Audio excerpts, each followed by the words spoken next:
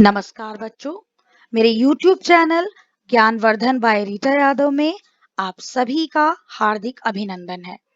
बच्चों, आज हम एनसीईआरटी की संस्कृत पुस्तक रुचिरा भाग 2 के चतुर्थ पाठ हास्य बाल कवि सम्मेलन का हिंदी अनुवाद करेंगे।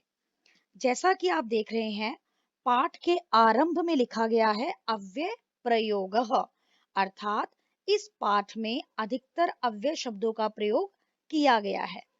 अव्यय किसे कहते हैं हम?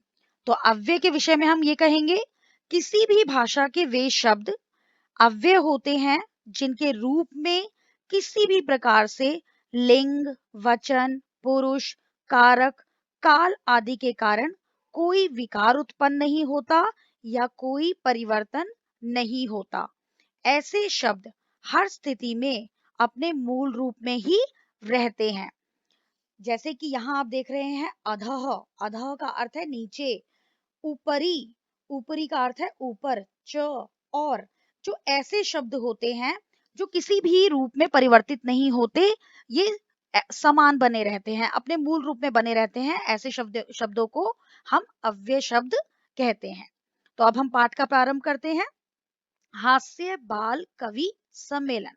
हास्य यानी हंसाने वाला, बाल यानी बालक, कवि जो जो कवि होते हैं, जो हमें कोई भी हंसाने वाले काव्य लिखते हैं, कविता लिखते हैं या कोई भी गाना लिखते हैं, तो वो सब कवि के अंतर्गत आते हैं। और सम्मेलन, सम्मेलन क्या है?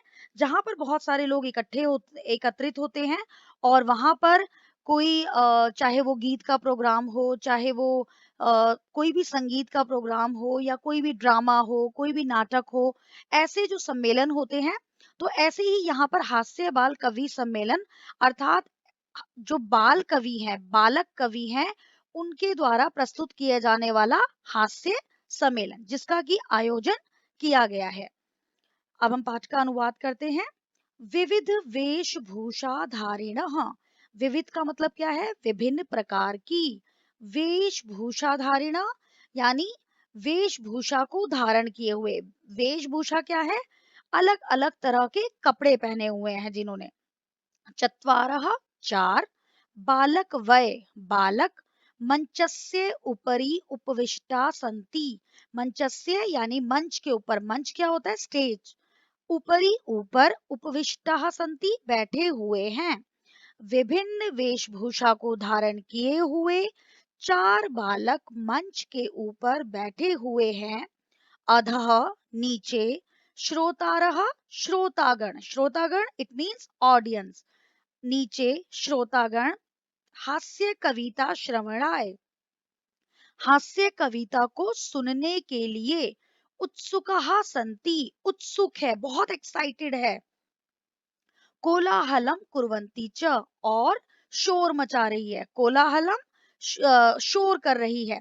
जैसे कि आप हमेशा देखा है कि अगर हम कोई मूवी देखने भी जाते हैं, तो थिएटर में जब तक मूवी स्टार्ट नहीं होती तब तक शोर मचता रहता है, लोग आपस में बातचीत करते रहते हैं। तो ऐसे भी जो यहाँ पर बालकों का कवि सम्मेलन है, ये अभी प्रारंभ नहीं हुआ, इसलिए जो श्रोतागण है, जो ऑडियंस है, वो आपस में बातचीत कर रही है, जिसकी वजह से शोर हो रहा है। तो अब यहाँ पर संचालक आ जाते हैं। संचालक कौन है? नैरेटर, जो प्रोग्राम का जैसे इनॉग्रेशन करेंगे या प्रोग्राम के बारे में इंट्रोडक्शन देंगे, कवियों से, जो कवि आए हुए हैं उनको इंट्रोड्यूस करेंगे। तो जो ये संचालक है, ये कहते हैं अलम कोलाहलेन, शोर मत करिए। यहाँ पर कोलाहलेन में तृतीया विभक्ति लगी है, और ये जो अलम है, ये अव्यय शब्द है। जहां पर भी अलम का प्रयोग होता है, उसके बाद जो शब्द प्रयोग होता है, उसमें तृतीया विभक्ति आती है। तो अलम कोलाहलेन, शोर मत करिए, अद्य आज, परम हर्षस्य, बहुत ही खुशी का, अवसरः अवसर है, यत क्योंकि, अस्मिन कवि सम्मेलने, इस कवि सम्मेलन में, काव्य हंतारः, काव्य को नष्ट करने वाले, काल यापकाश्च, और समय को बर्बाद करने वाले, भारतस्य, भारत के, हास्य कवि धुरंधराः, हास्य कवि धुरंधर, समागताः, आए हुए, संति हैं, एही आइए, करतल ध्वनिना, तालियों की आवाज से, वयम हम सब, एतेषां इन सबका स्वागतम कुर्मः स्वागत करते हैं। अब ये पूरे जो लाइन है उसका मीनिंग एक साथ समझ लीजिए। शोर मत करिए, आज बहुत ही खुशी का अवसर है क्योंकि इस कवि सम्मेलन में काव्य का नाश करने वाले या काव्य को हानि पहुंचाने वाले, समय को बर्बाद करने वाले भारत के हास्य कवि धुरंधर आए हुए हैं। तो आइए तालियों की आवाज के साथ उनका स्वागत करते हैं। यहाँ पर काव्य का नाश करने वाला इसलिए कहा गया है कि जब हम कोई भी कवि कविता लिखता है तो उस कविता का कोई ना कोई एक विषय होता है जो हमें कोई ना कोई सीख देके जाता है। लेकिन यहाँ पर काव्य को तोड़ मरोड़ के चेंज किया गया है जिससे कि जो ऑडियंस है वो हंसे। और ऑडियंस सीधा सीधा आपको काव्य सुनाएंगे तो ऐसे नहीं हंसेगी, क्योंकि हास्य कवि सम्मेलन है इसलिए इन कवियों ने ऐसे काव्यों की रचना की है जो लोगों को हंसाएंगे। और काले आपकाश समय को बर्बाद करने वाले, बेशक थोड़ा सा समय बर्बाद करेंगे लेकिन ये लोगों को हंसाएंगे, क्योंकि हम तो हमेशा लोगों को यही सीख देते हैं कि समय को बर्बाद मत करो, समय का सदुपयोग करो। लेकिन कई बार अपने आप को हंसाने के लिए, अपने आप को एंटरटेन करने के लिए हमें थोड़ा टाइम जो है स्पेंड करना पड़ता है। तो यहाँ पर इसीलिए ऐसे शब्दों का प्रयोग किया गया है। गजाधरः, गजाधर यानी यहाँ पर ये कवि है जिसका नाम है गजाधर। सर्वेभ्यो अरसिकेभ्यो नमो नमः। सर्वेभ्यो सभी, अरसिकेभ्यो कौन होता है? जो बिल्कुल भी किसी भी चीज को सुनने में इंटरेस्टेड नहीं होते, नीरस लोग जो होते हैं, जो बिल्कुल ही नीरस होते हैं, जिनकी जिंदगी में कोई रंग नहीं होता, ऐसे लोग। तो वो कहते हैं सभी नीरस जनों को मेरा नमस्कार। मतलब ऑडियंस के लिए वो ऐसे शब्दों का प्रयोग कर रहा है।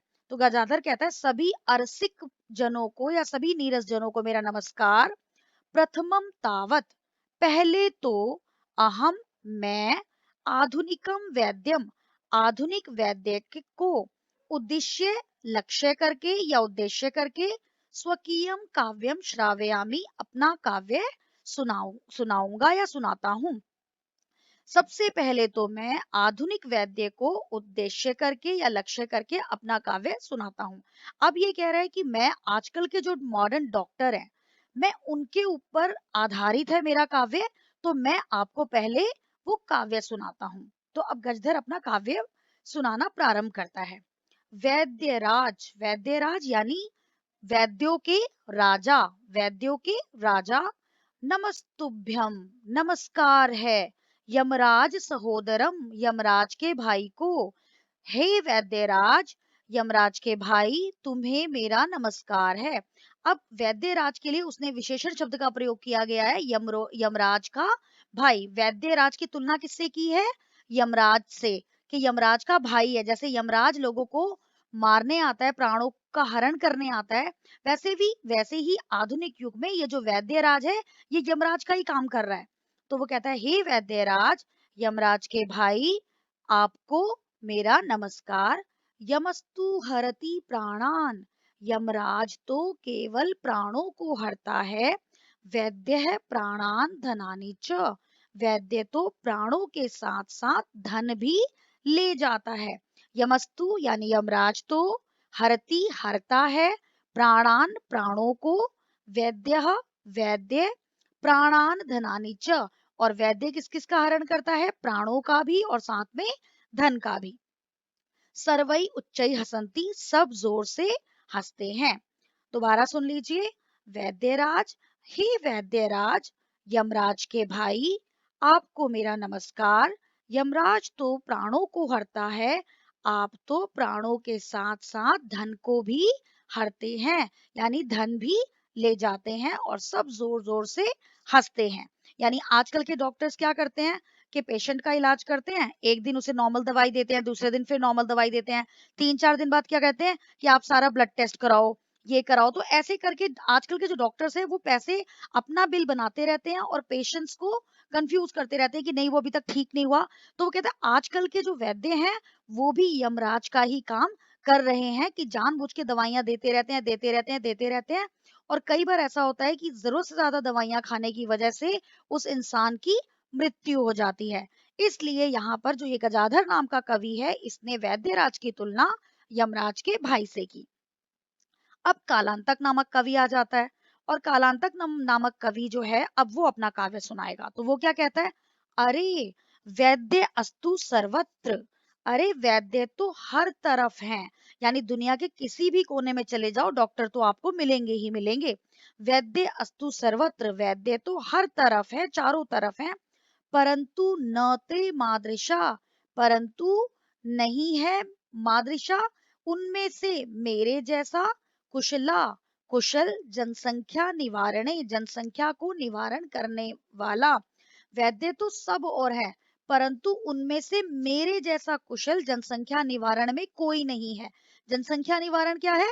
पॉपुलेशन को कंट्रोल करना। जनसंख्या निवारण यानी जनसंख्या का निवारण करना, यानी पॉपुलेशन को कंट्रोल करने वाला।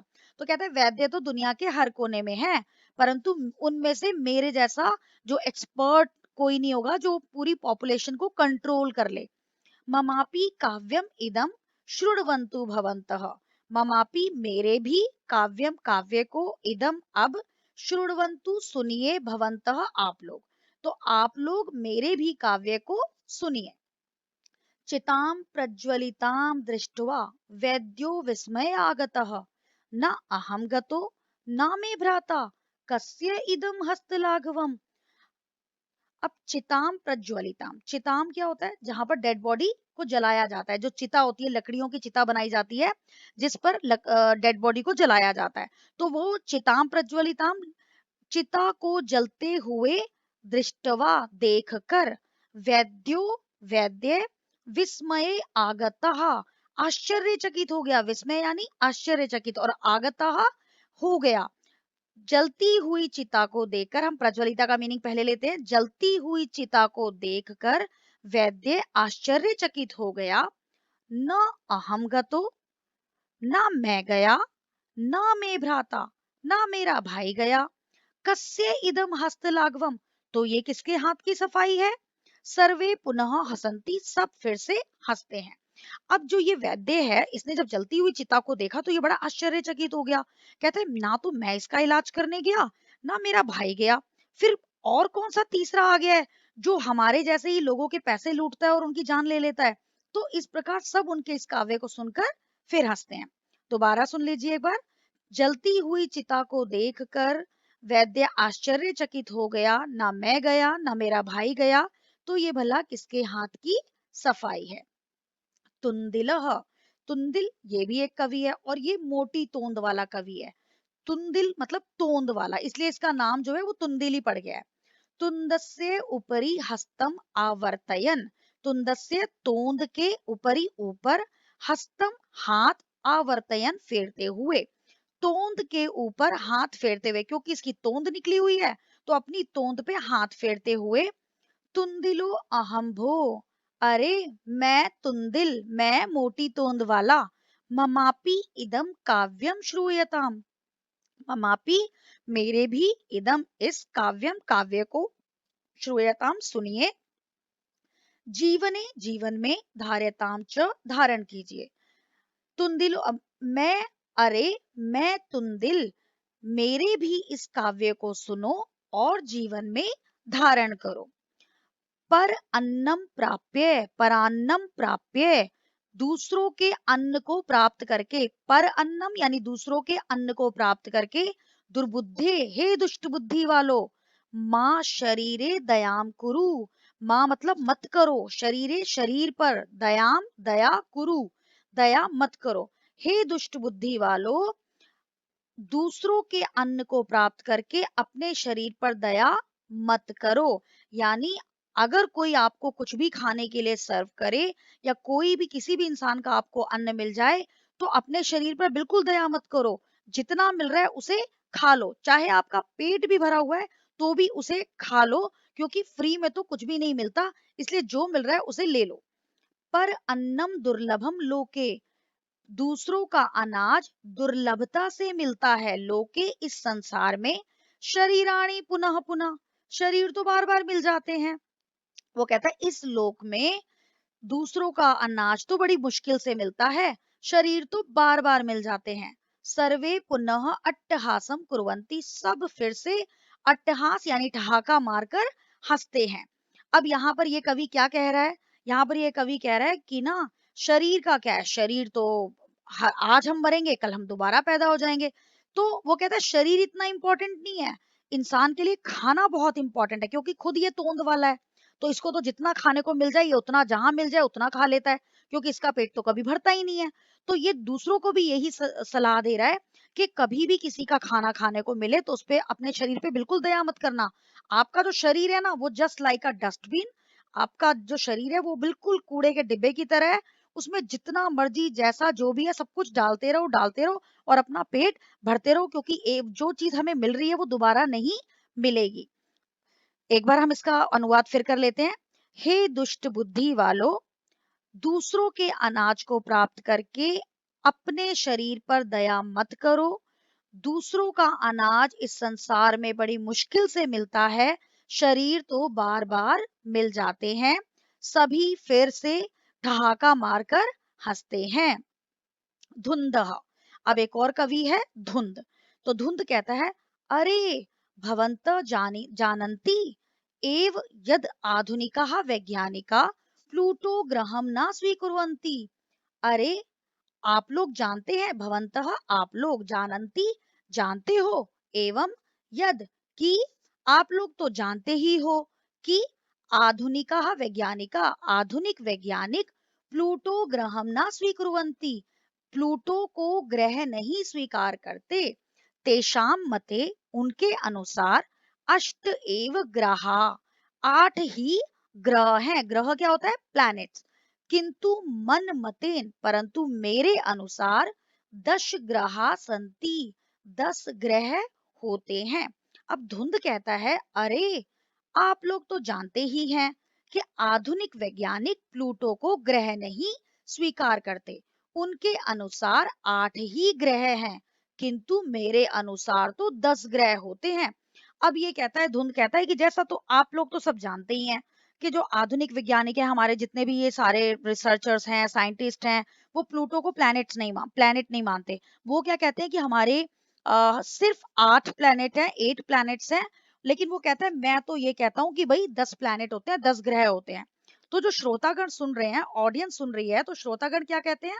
श्रोतारः श्रोतागण आई, अरे कवि धुरंधर, अरे कवि धुरंधर, अवे कवि श्रेष्ठ, अरे कवि श्रेष्ठ, कस्मावत दशमो ग्रह, कौन सा है वो 10वां ग्रह? अस्मा भी, हम भी, कदा हमने तो कभी कदापि ना, हमने तो कभी नहीं, श्रुतम सुना, तस्य च क प्रभावः, उसका क्या प्रभाव है? श्रोतागण कहते हैं, श्रोतागण, अरे कवि श्रेष्ठ, कौन सा है वो 10वां ग्रह? हमने तो कभी भी उसके बारे में नहीं सुना। और उसका प्रभाव क्या है? जैसे कि सभी जानते हैं कि हर ग्रह का कोई ना कोई प्रभाव होता है।